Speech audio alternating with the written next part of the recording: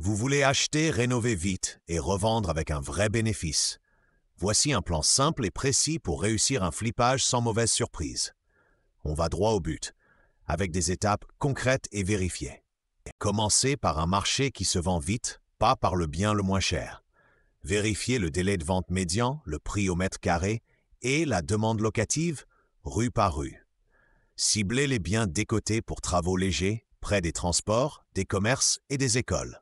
Faites le calcul clé avant d'acheter, le prix final après travaux, puis retranchez tout le reste. Soustrayez les frais de notaire, les travaux, les honoraires d'agence, les intérêts et l'assurance, puis une marge de sécurité d'au moins 10%. Si le nombre est négatif, vous passez. Si le nombre est positif, vous négociez pour creuser la marge. Privilégiez des travaux rapides et maîtrisés.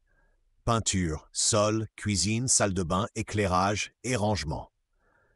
En 2025, un rafraîchissement courant coûte souvent entre 300 et 700 € par mètre carré. Une rénovation lourde peut dépasser 1 000 € par mètre carré selon l'état et la région. Évitez les ouvertures de murs porteurs, les extensions et les changements de destination, car autorisation et délais peuvent exploser. Sécurisez le juridique, car une revente rapide n'excuse pas un dossier faible.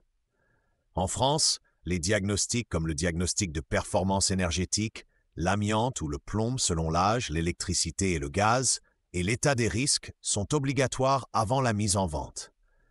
La plus-value d'une résidence non principale est imposée, 19% d'impôt sur le revenu, plus 17,2% de prélèvements sociaux, sans abattement de durée sur un flip court.